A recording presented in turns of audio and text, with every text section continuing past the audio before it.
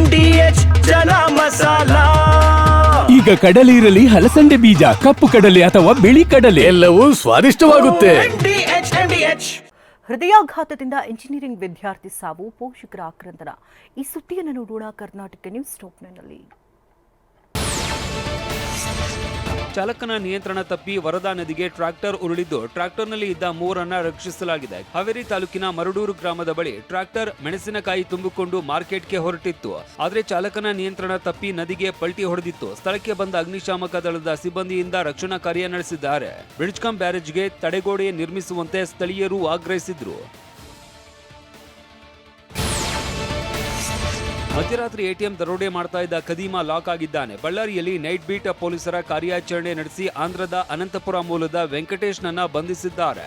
ಬಳ್ಳಾರಿಯ ಕಾಳಮ್ಮ ಸರ್ಕಲ್ ಬಳಿ ಇರುವ ಆಕ್ಸಿಸ್ ಬ್ಯಾಂಕ್ ಎಟಿಎಂ ಹೊತ್ತೊಯ್ಯುವಾಗ ವೆಂಕಟೇಶ್ ಸಿಕ್ಕಿಬಿದ್ದಿದ್ದ. ಖದೀಮನನ್ನ ಎಎಸ್ಐ ಮಲ್ಲಿಕಾರ್ಜುನ ರೆಡ್ ಹ್ಯಾಂಡ್ ಆಗಿ ಹಿಡಿದ್ರು. ಸಿಬ್ಬಂದಿ ಕಾರ್ಯವನ್ನ ಎಸ್ಪಿ ಶೋಭಾರಾಣಿ ಮೆಚ್ಚಿ ಸನ್ಮಾನಿಸಿದ್ದಾರೆ. ಇಂದು ತುಮಕೂರಿನಲ್ಲಿ ಬೆಂಬಲಿಗರ ಹೋರಾಟ. ಸಿಎಂ ಸಿದ್ದರಾಮಯ್ಯ ಆಪ್ತ ಬಣಕ್ಕೆ ಗರ. ಹೈಕಮಾಂಡ್ ನಡೆ ಸಚಿವರು ಹಾಗೆ ಶಾಸಕರಿಗೆ ಎಚ್ಚರಿಕೆಯ ಪಾಠ. ಮೊನ್ನೆ ಒಂದು ರೀತಿ, ನಿನ್ನೆ ಮತ್ತೊಂದು ರೀತಿ. ಸಿಎಲ್ಪಿ ಸಭೆಯಲ್ಲಿ ಚಿನ್ನಸ್ವಾಮಿ ದುರಂತ ಪ್ರಕರಣ ಪ್ರಸ್ತಾಪ. ಈ ಸುದ್ದಿಯನ್ನು ನೋಡೋಣ ಸಮಗ್ರ ನ್ಯೂಸ್ ಟಾಪ್ನಲ್ಲಿ. ತಮ್ಮ ಮಾತಿನ ಮೂಲಕವೇ ಸಿದ್ದರಾಮಯ್ಯಗೆ ಶಕ್ತಿ ತುಂಬುತ್ತಾ ಇದ್ದ ಸಚಿವರ ದಂಡಿಗೆ ಗರ ಬಡಿದಿದೆ. ರಾಜಣ್ಣ ರಾಜೀನಾಮೆ ಪಡೆದಿದ್ರೆ ಇಷ್ಟು ತೀವ್ರ ಮಟ್ಟಿಗೆ ಸಂದೇಶ ಹೋಗ್ತಾ ಇರಲಿಲ್ಲ.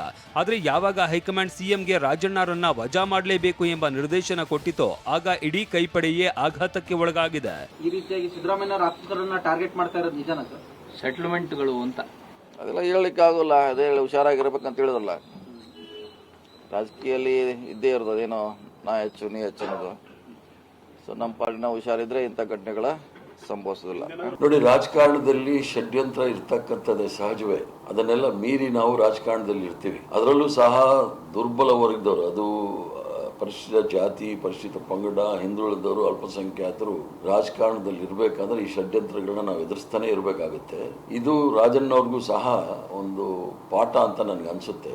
ಅವರು ಸಹ ಕೂತ್ಕೊಳ್ತಕ್ಕಂಥ ಜಾಯಮಾನ ಅವ್ರದ್ದಲ್ಲ. ನಾನು ಯುವ ಕಾಂಗ್ರೆಸ್ ಕಾಲದಿಂದ ನೋಡ್ತಾ ಇದ್ದೀನಿ ಅವರ ಸುಮಾರು 50 ವರ್ಷದಿಂದ.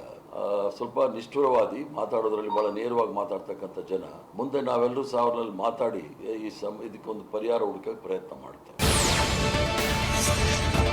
ಇನ್ನು ಕೆಲ ಸಚಿವರು ರಾಜಣ್ಣರ ವಜಾ ಎಚ್ಚರಿಕೆಯ ಪಾಠ ಅಂದ್ರೆ, ಇನ್ನು ಕೆಲವರು ಹೈಕಮಾಂಡ್ ಕಡೆ ಬೆರಳು ತೋರಿಸಿ ಸುಮ್ಮನಾಗಿದ್ದಾರೆ.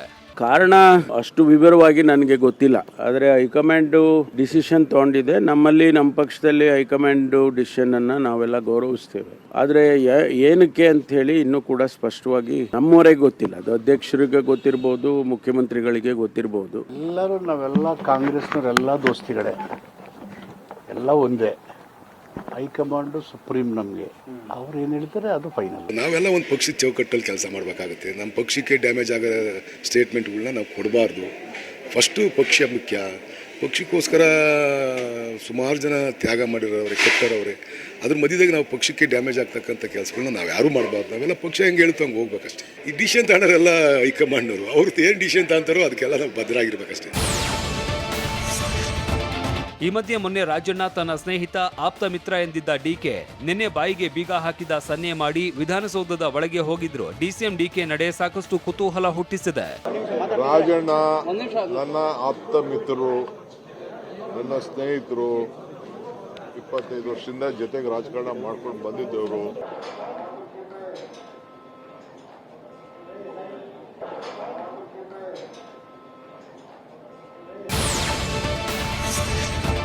ಕಾಂಗ್ರೆಸ್ ಶಾಸಕಾಂಗ ಪಕ್ಷದ ಸಭೆಯಲ್ಲಿ ಚಿನ್ನಸ್ವಾಮಿ ದುರಂತ ಪ್ರಕರಣ ಪ್ರಸ್ತಾಪವಾಯಿತು. ಅಂದಿನ ಘಟನೆಯ ಬಗ್ಗೆ ಶಾಸಕರಿಗೆ ಸಿಎಂ ಸಿದ್ದರಾಮಯ್ಯ ಸ್ಪಷ್ಟ ಚಿತ್ರಣ ನೀಡಿದ್ರು.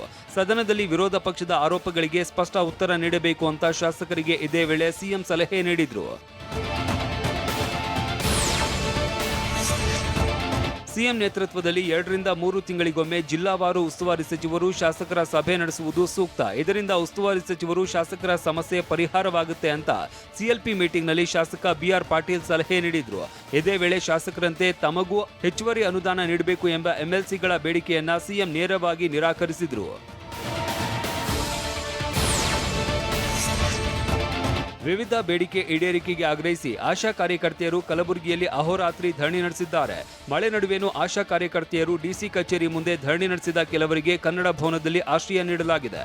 ಅತ್ತ ಬಾಗಲಕೋಟೆಯಲ್ಲೂ ಇದೇ ರೀತಿಯ ಹೋರಾಟ ನಡೆಸಲಾಗ್ತಾ ಇದೆ.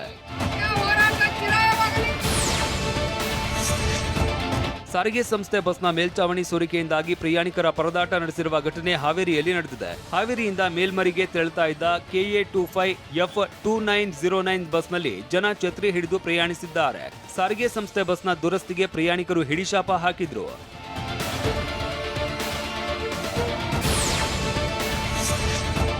ಚಿಕ್ಕಮಗಳೂರು ಜಿಲ್ಲೆ ಕೊಪ್ಪ ಪಟ್ಟಣ ಪಂಚಾಯತ್ನ ಮುಖ್ಯಾಧಿಕಾರಿ ಚಂದ್ರಕಾಂತ್ ಗುತ್ತಿಗೆದಾರ ದೇಸಾಯಿ ಎನ್ನುವವರಿಂದ 50,000 ರೂಪಾಯಿ ಲಂಚ ಸ್ವೀಕರಿಸುವಾಗ ಲೋಕ ಬಲೆಗೆ ಬಿದ್ದಿದ್ದಾರೆ. 7.50 ಲಕ್ಷ ವೆಚ್ಚದ ಕಾಮಗಾರಿಯ ಬಿಲ್ ಮಂಜೂರಾತಿಗಾಗಿ ಲಕ್ಷಕ್ಕೆ ಬೇಡಿಕೆ ಇಟ್ಟಿದ್ರು. ಲೋಕಾಯುಕ್ತ ಡಿವೈಎಸ್ಪಿ ತಿರುಮಲೇಶ್ ನೇತೃತ್ವದಲ್ಲಿ ದಾಳಿ ನಡೆದಿತ್ತು.